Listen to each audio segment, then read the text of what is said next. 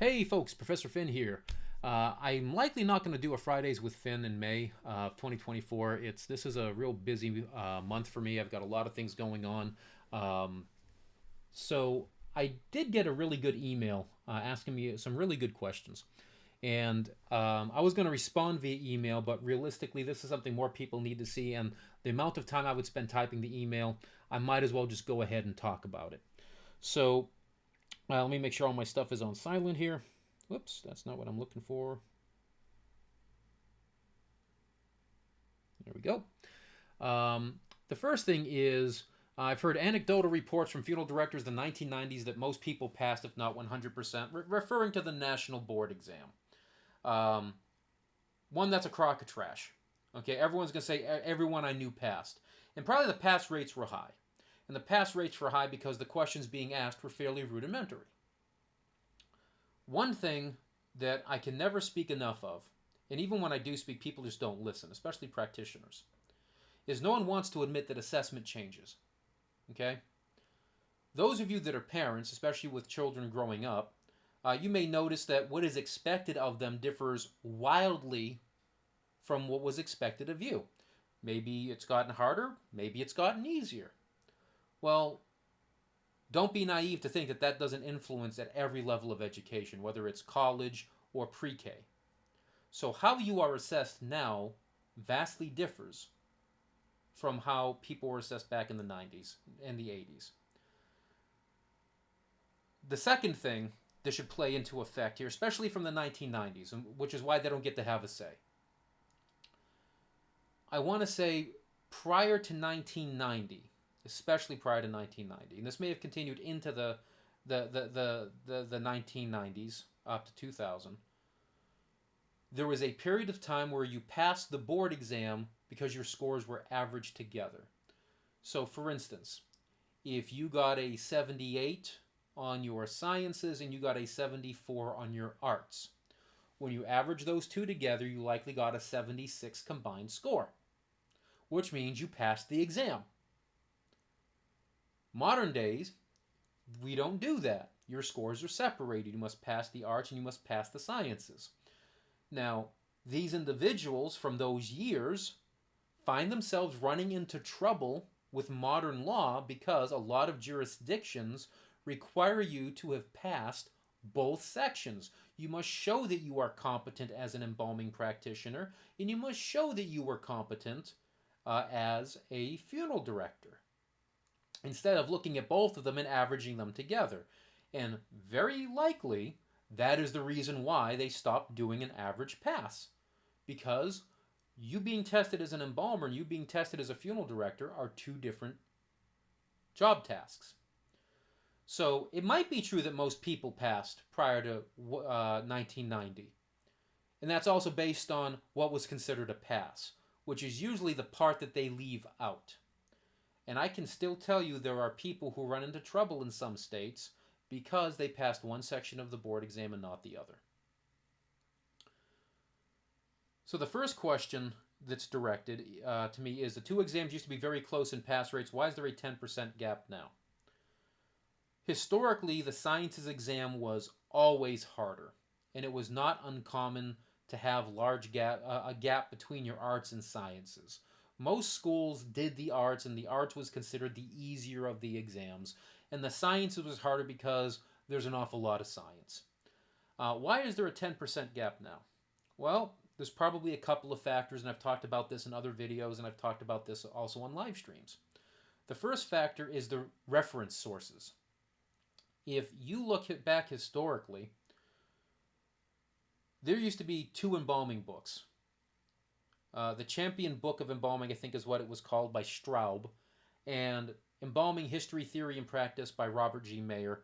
Now it's published under a new main author, Sharon G. Mascarello. By the mid 1990s, the Champion book was a reprint of a reprint. It hadn't actually been edited, they just put it into a new color hardcover and reprinted the pages from the previous editions. So that book wasn't being updated, it went the way of the dodo bird. The only remaining embalming text is the Embalming History, Theory, and Practice by Sharon G. Mascarello. There is some variety when it comes to restorative art. So, for instance, Ralph Klicker produced a book called Restorative Arts. He still produces that book. In the professional trade schools catalog, there were two restorative art books. There was Restorative Art by J. Sheridan Mayer, and then also a book called Coloring Cosmetics by J. Sheridan Mayer. And while I was in school, these were the two primary restorative art textbooks. And at my alma mater, we used Restorative Arts by J. Sheridan Mayer. If you were to read the entirety of Coloring Cosmetics and Restorative Arts by J. Sheridan Mayer, and then compare that to Ralph Klicker's book, you're going to see that there's a lot of information in those other two books that aren't in Klicker's book. It's that simple. That has long been a cause for consternation with myself, that we have those type of disparities. And the truth is, there is no organization that adjudicates whether your textbook is basically fit for use. The qualifying of a textbook is an extremely expensive thing. And the American Board of Funeral Service Education does not have the resources to grade or qualify textbooks, and also that then inhibits for the free trade of information. So unfortunately, within our field, we rely on the market to kind of do its thing and weed out the stuff that doesn't work. And there are processes for the way that is done, and I've explained those during live streams. So to keep this video as brief as possible, I'm simply not going to bring it up again. But suffice to say, back in even the 2000s, I got I started my education in, I think, 2004, 2005. Graduated 2006. Or maybe I think I graduated 2006 and I finished up 2007. But either way, the moral of the story is it was the mid-2000s. There was maybe one or two management books in the market. Mortuary Administration by Professional Trade Schools, and Ralph Klicker's Funeral Directing and Funeral Service Management. Here we are in 2024, and we have 21st Century Funeral Directing and Funeral Service Management, the new edition of Ralph Klicker's book. We have Mortuary Science and Management by Larry Cleveland. We have Cornerstone Fundamentals or Foundation of Funeral Directing by John Fritsch. We have Mortuary Administration by Professional Trade Schools. We have 4 books just in that subject. The expectation is that a mortuary science professor will be able to get all of those books, read all of those books, pull out all the information that they're going to need to include into a class, and create a course based on all of that information. Which, that is the job of an educator, absolutely. You won't hear me argue otherwise. But the issue is, mortuary science educators are not traditional educators. We don't get hired to teach 3 or 4 classes of Biology 1 with 2 labs of Biology 1. We get hired to teach.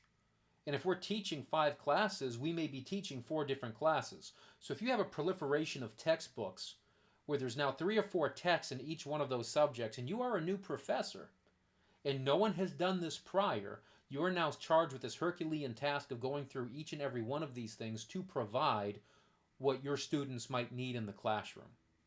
Because anything can be used as a reference. And I know there's been some improvement on what can be used as references for the National Board exam. I won't get into that. I've talked about that in other videos. But the long story short is, one of the reasons for that 10% gap is simply the proliferation of new reference material on the market. Now, we can assign all the blame we want to the American Board for not grading textbooks, or these authors for just producing textbooks. But the one thing that no one ever talks about, and they don't want to admit it, is the quality of student is different than it was 10, 15, 20, 30 years ago. Modern students get a pass on just about everything. If your mom and dad want to yell loud and long enough, you're probably going to get away with whatever it is. Your schools just don't want to put up with it. They don't want to get sued. They don't want to deal with unhappy parents. They don't want to deal with pissed off politicians because they're holding people to a certain standard and quality. So when you graduate less competent people and put less competent people into collegiate education and say that you have a right to a college education, and that college education has to be accessible, even though we just graduated you from high school and you have a 2nd grade reading level, and we're going to make sure that you don't need to take developmental classes to get yourself up to a college level reading level, then you should probably expect that they're not going to do as well on certain tests. So now you have people that may be lacking certain levels of comprehension that have been previous. You have a proliferation of reference material, and the needs of the industry are changing, and you have this problem. The last thing on there are employers. Used to be that you'd go to mortuary school and you'd have nothing more to do but basically study and work. Nowadays, people are running families, people are doing all these things. You don't have people graduating from high school and following in the family business. You have a large majority, the majority of people that are coming to mortuary school are people who have already either gone to college, got some credits, or they started families, they're doing a second degree, they're doing a second career, and they have different needs. They can't dedicate that level of time and effort that maybe a person in high school can do. I mean, think about it.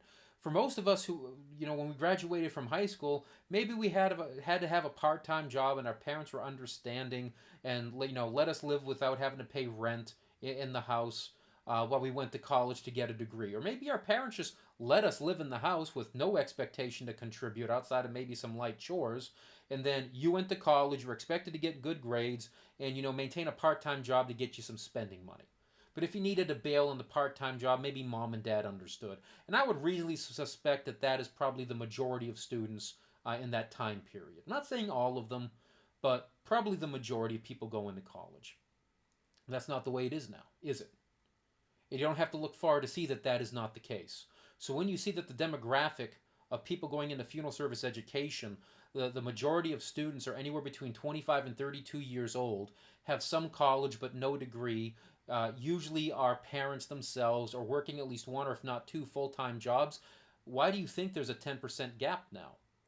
You have this proliferation of resources because the business side of what we did is expanded so much. You can't just sell a casket and make money now, period.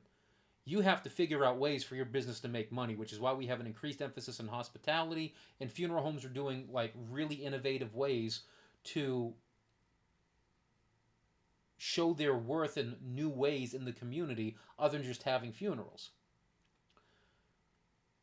Oddly enough, you see some schools have a relatively modest, if not outright good, science pass rate, and they're struggling in the arts because there is so much difference maybe in the reference material. Probably the last thing I want to throw out there is why is there a 10% gap now, is when people do go to work, they're told by their employers, oh, you don't need to know that, you just need to know this. They're just teaching you that so they can ask you certain questions in school. Listen, man, stay out of it. If you don't know and you're not involved, you need to keep your mouth shut and not tell your apprentices and your residents bad information like that. You are not the ones to tell them what's going to be on a board exam. I've seen on social media where people say, I've seen the board exam and blah. No, you haven't. Flat up. No, you haven't. Okay? For those of us in the know, we know who gets to see a board exam. And unless one was revealed to you in litigation, the only people who see actual board instruments are people who sit on the testing committee of the International Conference of Funeral Service Examining Boards. That's it. You may remember what's on your board exam. I remember roughly what's on mine. But you know what? My board exam's almost 20 years old. Do you really think, knowing that assessment has evolved over 2 decades, that my board exam is going to be representative?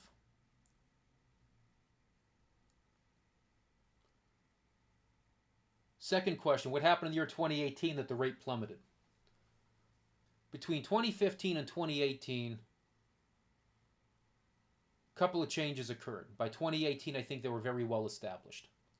Probably the most damning of these changes was the requirement of the International Conference of Funeral Service Examining Boards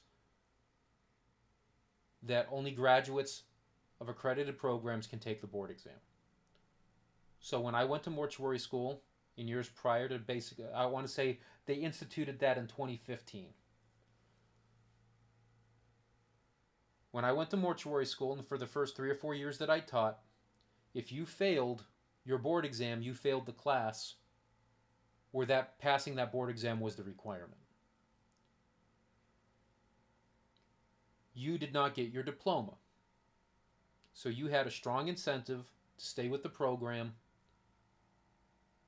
complete everything, and then you got your degree and you got your license. In an effort to combat dishonesty on the board exam, the conference created this new requirement. In their defense, a lot of professional exams require you being a graduate of a program. And to be very clear, the actual requirement, you must be a graduate, or the board or the conference will also take individuals who have no academic requirements left towards completion of their degree. In other words, if you have passed all of your courses and your school requires you to pass the board exam as a second line item, they will not interfere because there is no grade related to your pass or fail. It's simply your school requires you to pass the board exam. The problem is most schools that require graduation don't require you to pass the standardized exam.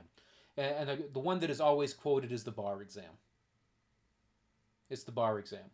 So when you graduate from law school, from an accredited ABA law school, you're entitled to take the bar exam. You cannot take the bar exam in most states if you do not have a degree from an accredited school. I know there are exceptions. But the moral of the story is you must be a graduate. And law schools must meet certain pass rates like any other school. The bar exam enforces that standard as well. The problem is you are $125,000 plus in the hole for a legal education. You're paying $6,000 or $7,000 out of your own pocket for a bar review course, which almost no one who takes the bar exam omits taking a bar review course. You are very much in I need to get this done and done right mode. I can tell you that I've had students between 2015 and 2018 who just approached this with an era of lackadaisiality. I've had students tell me, oh, well, I just wanted to see what it was like to take it. I didn't really prepare for it, or I figured I was good, so I didn't really put a lot of effort. Oh, you know what? I thought I might need to look at I didn't study that. I had other things going on. I've had a student graduate from highest honors, took their board exam on a Tuesday morning. Their parents came in on Friday. They partied for graduation weekend. They stopped drinking Monday morning, and they decided to take a board exam Tuesday morning. What happened in 2018 that the rate plummeted? You have zero responsibility to get it done because now you've earned your degree. So I think that is one of the largest factors that have come into place. That there's no sense of urgency, and as, again, students and their perception change, that lack of urgency propagates the current situation. And by 2018, it is very well established that you must be a graduate and you can't force them to take the board exam and pass it in order to earn the degree. I had also said that the conference will take candidates who've completed all their academic requirements, and the only thing that is left is they must pass the board exam in order to earn their degree. The problem is most schools do not want to face the litigation that comes with that. In almost every circumstance where a school has a line item to pass a standardized exam to earn the degree, they are challenged in court. And the only people who benefit from these sort of things are the lawyers involved. So the school almost universally just says, pass them, move it along, we're not going to pay for it. So none of the schools are going to fight it. And I can tell you that I have sat in meetings with college counsel and flat up just saying, yeah, we're not going to require that. We're not going to require that. And I respect that because it is an undue legal burden. So when you combine the lack of the sense of the urgency and the little to no repercussion, bam, you've got a perfect storm. The last thing that's on that list is the number of individuals we've talked about, right? We've talked about education and people and students are maybe not as good as they were from the 80s and 90s. Well, now you're also making them work full-time jobs that literally don't have the time. You have a different student demographic taking the test. Maybe more single parents already working a full-time unrelated job. There are so many factors that go into why the pass rate plummets. But realistically, I am sure that the majority of that blame should be placed on the lack of the sense of urgency. Uh, I don't know if there was an expansion of schools to go ahead and just start bringing more people in because enrollment was dropping, but open door policies could also be an effect of that. That as student populations were starting to drop and they were lowering standards, that more people come in and actually succeed because you've lowered your standard. The drop appears to be consistent as the years 2018, 2020, people who had been taught pre-COVID. What's causing the consistent drop? Probably the same factors that caused the rate to plummet, right? Uh, if AMMI pass rate was oddly high, then what about other colleges with pass rates in the high 90s to 100? So you're probably referring to AAMI, American Academy McAllister Institute. They got into trouble a while back, and as a result of that unfortunate situation, new requirements were put into place, like being a graduate. Um, what about these schools that are always in the 90s and the hundreds, or at least the mid 80s to 100s? And there are schools out there that do that. Cypress College in California is remarkably consistent. Wayne State University, remarkably consistent. Um, the one thing that those schools usually have in common is the campus administration stay the hell out of the program's business. They are free to enforce their high standard. When college administrations get involved with everyone has to be able to graduate, everyone should have a chance, this is where you run into problems in professional programs. And when you have well-meaning college administrators who do not come from professional backgrounds, they are career academics, they've been permitted to throw away the grade book and do diversity of assessment, then you're going to run into a situation where schools' pass rates are going to drop.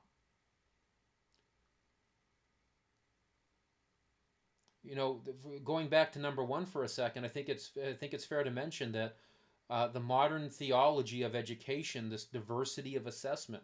Well, you just giving multiple choice quizzes isn't fair to the people who who don't test well. You need to offer more papers so that people can express themselves, and we need to grade people and how they grew in the class. Well, when your license is dependent upon a standardized exam, that's a problem. You writing a paper, and I can tell you as an educator, up until August of this year, I started cutting back on my educational responsibilities, stepped away from teaching jobs. The number of students at the various institutions, I know my test grades are awful. Can I just do a paper? No, you can't. What do you mean I can't? No, you can't. Well, I'm going to go to the dean about it. You go to the dean about it. You go to God Almighty. I don't care. But you're not going to get a paper if you can't pass a test. You don't do an essay for your board exam. I understand that we should be teaching in a holistic method. And certainly if a person can write well, that is a good thing. But ultimately, the way you get good at taking tests is by taking tests and finding ways to combat your anxiety, etc. You're never going to get that if all you do is alternatives to assessment. And yet, that is the mantra that is preached. Find the student where they're at and give them the tools where they succeed. And I hate to say this, but in a professional program, not everyone makes it to the finish line. And you have to set reasonable standards so that your institution is producing quality graduates. The institutions that are consistently with high pass rates usually have high standards, they are consistently applied, and or they have small student populations. My guess is if you want to look at some research, go look at the highest producing number of graduate schools in the United States, The statistics are easily accessible on the American Board of Funeral Service Education website. You can download the PDF directory, and you can see the number of schools that graduate in certain percentages. And you may notice some trends that the schools with the highest pass rates usually have very small graduate populations. And then when you compare that to their newly enrolled, you might see that, if they admit 120 people, they produce 40 graduates. That is a very demonstrative number. That only a third of people, they have a 33% success rate because of the rigor of their program and that they rigorously apply their standards. I'm not saying all programs are like that, but I'm saying that you're probably going to notice that those programs that are consistent usually have those three hallmarks. And the larger the program, the harder it is to be consistent because you have larger populations. And people don't understand how much it costs to run a school. Coming from a public school that was state funded versus now coordinating the activities of private schools, it is ridiculously expensive. And the cost of providing an education that is unsubsidized by any other source easily exceeds $40,000. In my estimation, the cost to give an education probably runs about $40,000 if you are getting good tools, good support services, quality people, etc. Which means you have to charge more than that in order to assess or to have money set aside for other things that come up as you're doing it. So running a school is not cheap. Schools are extraordinarily expensive. And it doesn't help that people like to gouge schools because they think everyone is paid with federal financial aid money. What are my thoughts on how to up the national average? I don't think people should be focusing on national averages. I don't think people should be focusing on national averages at all. I think what people need to be focusing on is the fact that individual states control their licensing laws. And if we see that people are not scoring at a 75%, then perhaps their state needs to lower that standard to something to where their people are at. If they don't, then they need to accept the fact that right now, for a variety of factors, raising the national average is not a thing.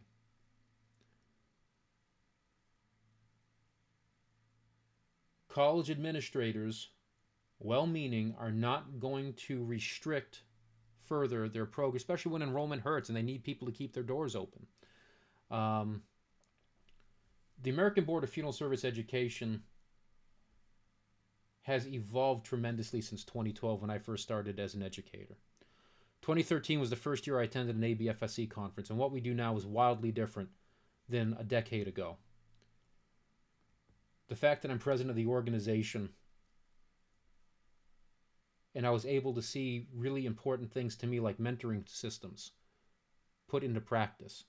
Not just things we've talked about, but we've created a mentorship program so new instructors can be paired with individuals who teach those same subjects so they can get good information of how to prepare materials, etc. That program administrators can get paired with an experienced program coordinator so that they're able to get the guidance and support that they need to be effective at their jobs. That did not exist 10 years ago. I think our current executive director, Rob Smith at the American Board, has done an outstanding job with maintaining the American Board's excellence over the last several years and ensuring that we continue with this forward momentum. Because officers like myself, we come and go every 2 years. Our executive directors stay with the organization as full-time employment. So whereas officers may change seats, executive directors don't. And we as officers provide the executive director with new ideas and skill sets that they may not have. Like if our executive director has a question about technology, I might be a person he can ask about that. If I have a question about compliance with certain rules, my executive director probably knows more about that than I ever will from certain aspects, at least until that becomes a main focus of what I do. So The American board has stepped up in an attempt to address a lot of those things. Um, but realistically, you're either going to enforce standards, and students are going to have to meet those standards or just fail out. Otherwise, there's no real way to do that. It has to be high stakes. People have to understand that you're not just going to get a degree just to get a degree. Um, I think another thing that plays into number one and two, especially as we get closer to where we're at right now in the timeline, is people's perspective of what it's like to be a funeral director and what goes into that. A lot of people think, oh my God, death is cool. Oh, I can go work in an embalming room and I won't have to talk to people. The job is completely different than that. And I've had students tell me, I thought you were joking, or I didn't really understand how difficult this job is. This job is extremely demanding. I'm not saying that people don't like to work. This job is demanding for a number of different reasons. And they may not be emotionally prepared. So when you have these people that may have emotional concerns or emotional disabilities, that can have an extreme effect on how they view their education, especially if they're dealing with depression. And a lot of people are dealing with depression. There is something of a depression pandemic going on. And one political spectrum might just say that's just everyone not just pulling up their pants and roughing through it. Another might say no, we actually see that there is a mental health crisis going on right now, because objectively there is a mental health crisis going on. I think again, why is there a 10% gap? Why is the rate plummeting? All of these things create this perfect storm. And it's why the schools are trying to put these support structures in place. But again, they're not cheap. Last question on here is, do colleges need to be disaccredited or inspected every 3 or 5 years over 7? I would like to see more feedback on this data. I can do the retakes in a few more days. So this kind of shows a lack of knowledge about accreditation. So this is going to be really important for all of you to understand. Colleges are not inspected every 3, 5, or 7 years. Colleges are inspected every year. Every accreditor out there requires an annual report. Schools must submit an annual report to the American Board. The American Board has a maximum timeline of 7 years. And what that means is, if your school is doing everything apparently right, then once every 7 years, we're going to look at you through a very tight lens to make sure that you are in full compliance, and to make sure that you are looking at your institution and that you are complying with the standards. People outside who don't do these things, you don't understand the amount of time and effort that goes into one of these self-studies. There are some schools that start a self-study 6 months before it's due. I tell folks that you start your self-study 18 months before it's due. So if it is due in July 2024, you are starting it January 2023. Because you'll need to put a committee together. You're going to want to go ahead and look at every one of your processes. And if you find something that you are not meeting, you're going to want to be able to fix it and start collecting data as to how you were able to fix it, to help mitigate any concerns that the party reviewing your situation will have. The number of hours that go into this sort of document are astronomical. When you prepare an annual report, a snapshot of what you did last year, that's still a substantial amount of time. I would probably say that most programs probably put between 20 and 40 hours into an annual report. If there is an issue, and there are 3 main issues the American Board looks at on an annual basis. There are NBE pass rates, there's graduation rates, and there's employment rates. Those are the 3 factors that every school in the American Board is scrutinized for the last calendar year. And if a school does not meet one or more of those immediate standards, the school must prepare a written report to the American Board's Committee on Accreditation stating how they're going to fix it, what they think the causes are, what steps they're going to take to fix it. So you get that first year for free. If a school receives a complaint from the American Board, so someone forwards a concern to the American Board and the American Board requests a response, that may invite a written response as well. That may have negative action.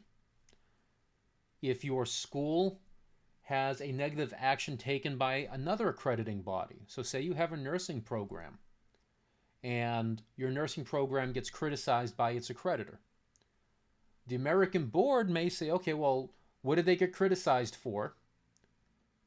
Now you look at your program and you make sure that you're not doing the same and let us know. So the schools are not left to do whatever they want without, quote unquote, a parent watching them, which is how this is promoted by the uninformed. That no one really looks at these schools until there's a problem. No, they look at certain pieces of the school, right? They don't look at everything because it is extremely ineffective to do that. The Committee on Accreditation is like, I think, 14 or 15 people. If they had to look at 63 self-studies a year, there's no way. They would each need to be full-time employed by the American Board in order to be able to even remotely come close to being able to do something like that. It's simply not possible. So some accreditors do 10 to 15 years. Those are usually the very large regional accreditors like Saks or Middlesex or someone like that. Some places do 5. So Distance Education Accreditation Commission, I think they do 5. An American Board does 7. Not quite short, not quite large. But every one of these accrediting institutions absolutely requires an annual report, and if you get dinked on an annual report one year, you have to provide a written response of how you're going to fix it. Then the following year, if you're still in the doghouse, now you're probably going to get put on what we call show cause. And show cause requires you to ramp up your response. What are the steps you are taking? What factors are contributing? You just went from maybe a 1 or 2 page, 3 page report to probably a 5 to 10 page report because you are very close to getting reprimanded. If your transgressions are extreme, you may be put immediately on probation. And when you are on probation, you have a very finite amount of time to fix your problems. Because otherwise, you're going to be asked to go ahead and start a teach-out program because your accreditation is being withdrawn. Now, people look at things like show cause and probation as very negative. Oh, that means the school is going to close. And it does not mean the school is going to close. When you are placed on show cause or probation, you need to take very proactive steps to fixing your situation. You need to meet with knowledgeable people. The American Board has a wealth of resources.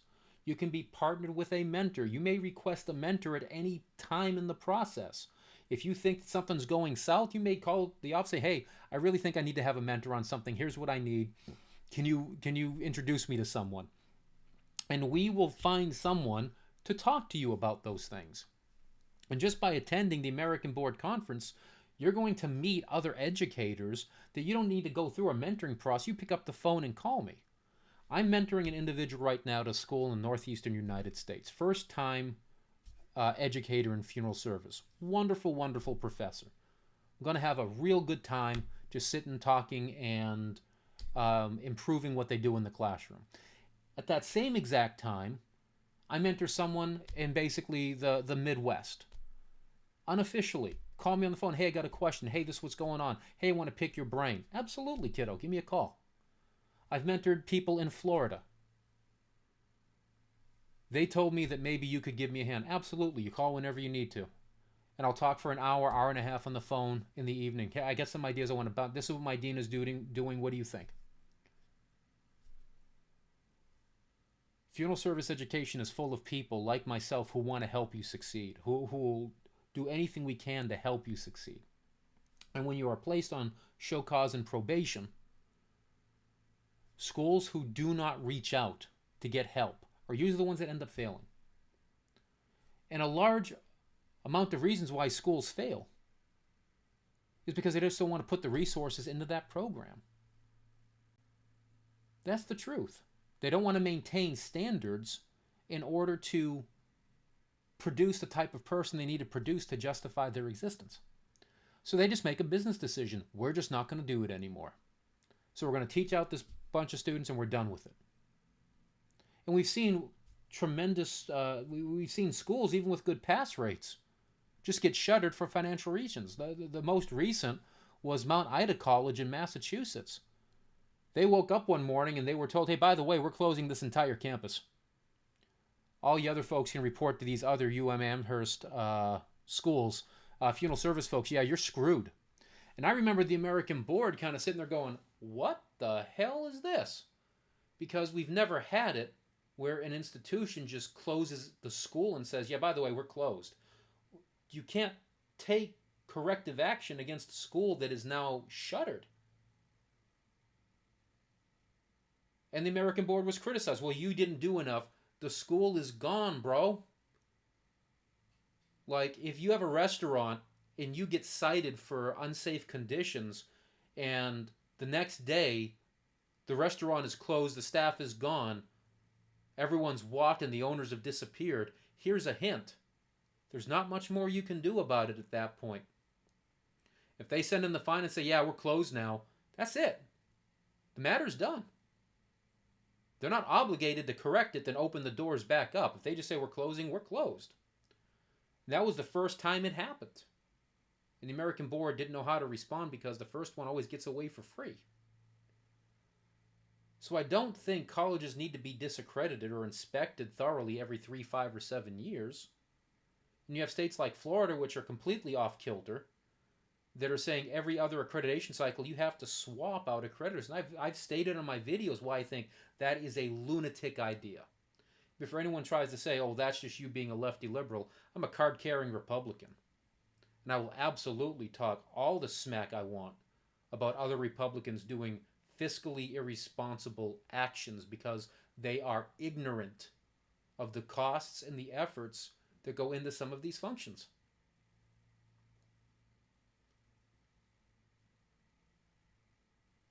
Ultimately, states can do whatever states want to do to solve the employment crisis by lowering their own standards or whatever. But you have to ask yourself, and you got to be honest with yourself, if you're having to lower the standard, then you need to address why the standards are being low. And here's a hint. It's not just about the schools. And everyone likes to just say, oh, it's about the school. It's not just about the school. There are so many other factors in play that when you give people participation trophies and you pass them through to make them someone else's problem, you reap what you sow. So the problems in education likely come from well-meaning intentions. Everyone needs to have an education. Everyone should be a high school graduate.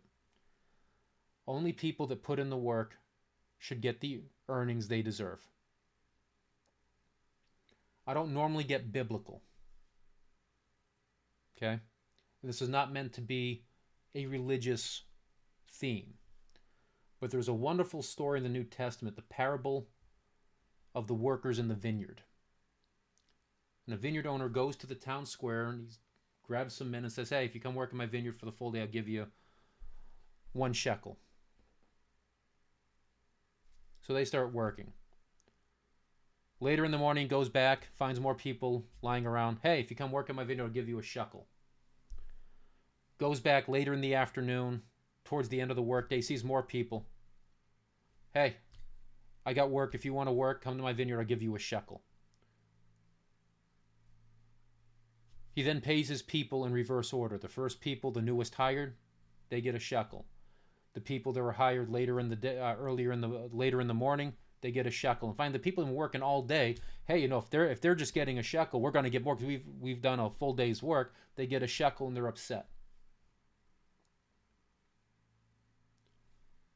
If you're going to give a shekel to the people that put in 2 hours, and a shekel for the people who did a full 8 hours of work. You have to ask yourself, is that a wise decision? So we're not going to follow the response of how this is presented from a theological sense. We're going to follow this from a business standpoint. If you're going to go ahead and just give someone the full amount for a third of the work, what should you expect of those individuals going forward? Should they be as good as the people that did a full 8 hours? Probably not. They don't have nearly the time or experience, right? If I've got a person coming 8 hours a day, 5 days a week, those individuals are probably going to be a lot better by the end of the week. If I have 5 people come, if I have the same group of people coming for 3 hours a day, they're only getting 15 hours of experience. They're not likely going to be as proficient.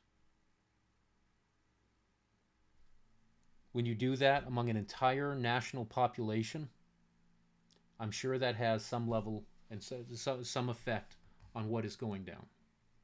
So folks, I hope you found this this video informative. Like, share, subscribe, all of that. If you have questions you'd like me to answer or address, either by email or by way of Fridays with Finn, or the occasional one-stop pop-up video like this, feel free to send to askbigbadfin@gmail.com. Everyone take care, and I will see you next video or live stream.